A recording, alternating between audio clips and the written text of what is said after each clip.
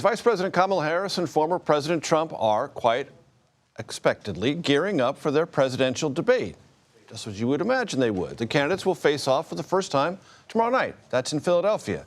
Both are taking slightly different approaches in their preparation. Harris has been practicing with campaign advisors standing in for Trump, while Trump has had not very many of these mock debates, but has been brushing up, staffers say, on his various policies. Election day is just 57 days away. Tomorrow night's debate could, of course, prove pivotal. Our CBS News Battleground Tracker poll shows a very tight race in 3 important states: Michigan, Pennsylvania, and Wisconsin. Our Caitlin Huey-Burns and Ed O'Keefe are standing by with more on the debate, but we will start with Anthony Salvanto and the latest CBS News polling. Anthony, what can you tell us? Hey there, Major. Good to talk to you. Look, this is the definition of tight, right? Even in Pennsylvania, where the debate's taking place, effectively even Michigan, Wisconsin. I want to show you one reason why within the framework of the economy, and it's this. People say that their incomes aren't keeping up with inflation. When people say that inflation is a major factor in their vote, we find Donald Trump winning the lion's share of those voters. Okay, that's advantage Trump.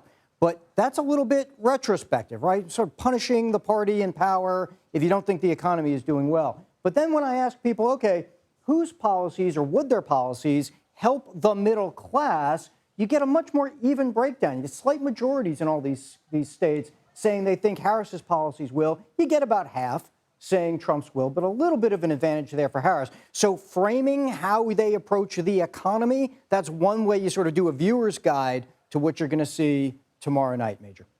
And Anthony, what can you tell us about the various groups that show up in our surveys and how they are supporting either Harris or Trump, or how there has been any movement in those groups recently? Sure. Well, one thing you want to look at, I think, is the gender gap. And we're going to keep coming back to this because we've seen it in these states and nationwide. This is an example from Pennsylvania. Harris doing better with women. Some of that is about the abortion issue. Not all of it, though. But that's one thing to track, and that's one big group to look at. The other in these states, really important, are union households, working class voters. And look how tight all of that is. Both of them, obviously, have been fighting for union endorsements, talking about working class voters. That's all really tight as well. So that's a couple of the key groups. You know, white non-college voters make up almost half the voters in these states. And that's another critical group we're going to look at. And that's another critical group that I think you're going to have to see. They're breaking towards Donald Trump, but can Harris cut in to some of those numbers, Major?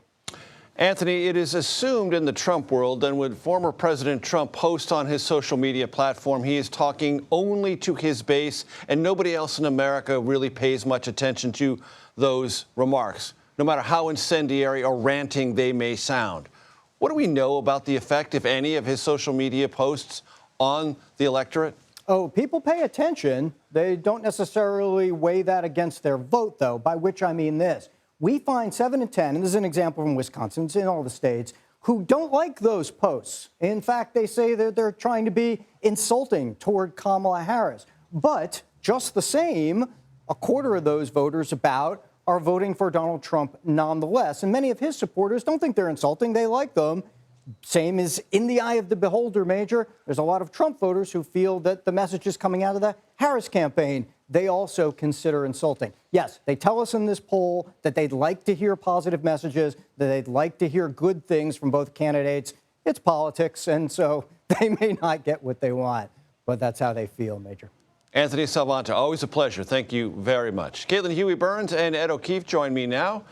Want to bring in you both. Ed, let me start with you at the White House.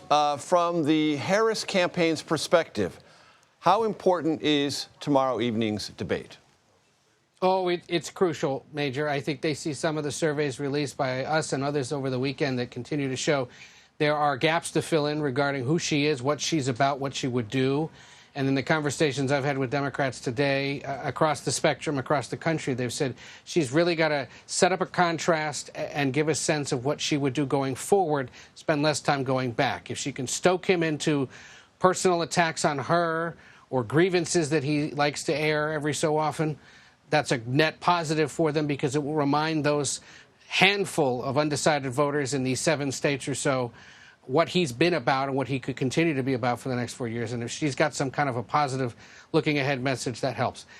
It also is sort of the one and only chance they have to contrast side by side with him. They've never met before. She's been in the House chamber when he gave the State of the Union. That's about it. But they've never been face to face. She's never faced an adversary quite like this. She's a good debater since she was a DA, an AG, and a Senate candidate. She can take on competition, but never quite someone like Trump. And so that's what these last few days of intense preparation out in Pittsburgh have been all about. Ed, before I go to Caitlin, I want to ask you also about what difference, if any, has it made in these preparations for the vice president that it has been determined that the mics, more often than not, will be muted in these exchanges? Look, they're trying to cast this as a real disadvantage for them, and I think that's partly designed to lower expectations so that if she can find a way, she looks even more masterful at this. The reason they're frustrated by it is, remember, some of her best moments have come when putting men in their place, whether it was telling Mike Pence to stop interrupting her, whether it was sharply questioning Brett Kavanaugh or Neil Gorsuch back in the day during Supreme Court confirmation hearings. And so if the mics are off and she can't provoke him while she's got hers on, or vice versa, their concern is it's going to be harder for her to create a moment or two that ends up in your Instagram feed the next day, that ends up in an ad, that ends up in our recaps of it on the CBS mornings the next day. Whether she can do it some other way, I'm sure they've worked on that, and I'm sure they were working on that ahead of this. But they're trying to sort of just put that out there and say, oh, gosh, if only the mics hadn't been muted, maybe we'd have a better shot at this still. Undoubtedly, they've been working on it, despite what they might suggest. Ed O'Keefe, please stand by. Caitlin Huey-Burns is in Philadelphia. Caitlin, talk to us about the Trump preparation.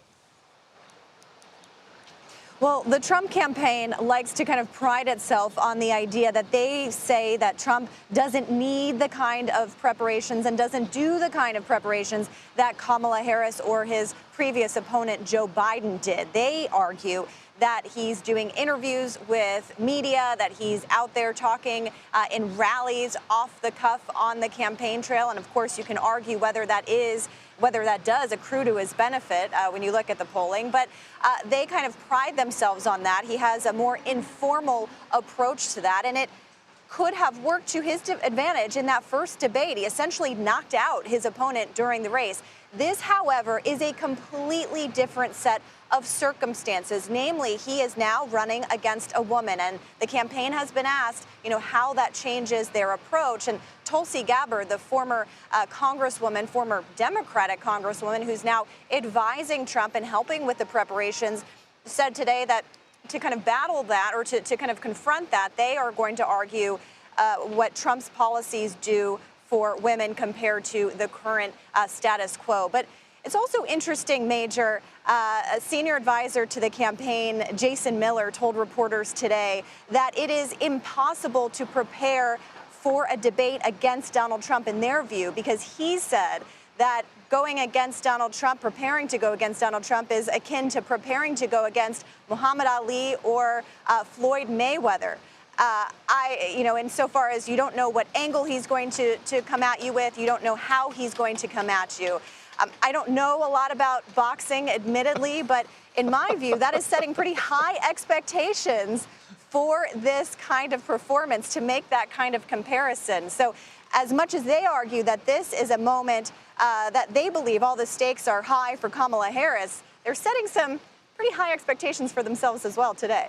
Yeah, they're setting high expectations, and yet the former president is on record saying that the vice president is incompetent, can't put two sentences together, is unintelligent. I mean, how do you square those two kinds of orientations? Yeah, that's exactly right, Major. And what they are trying to do, what the campaign says, their goal for success, how they would define success tomorrow night, is if the former president can attach Biden and all of the baggage of this administration, in their view, to Kamala Harris, because that's what they've been trying to do over the past 6 weeks or so. Essentially say she is a stand-in for Biden and attach all of his policies and all of his perceived failures to her. And in polling, you haven't necessarily seen that yet, although the race has certainly tightened, as you mentioned, in those key battlegrounds. So that is how they are defining success for their campaign for tomorrow. Joining us from the city of brotherly love, Caitlin Huey-Burns, and from the North Lawn of the White House, Ed O'Keefe. Thank you very much.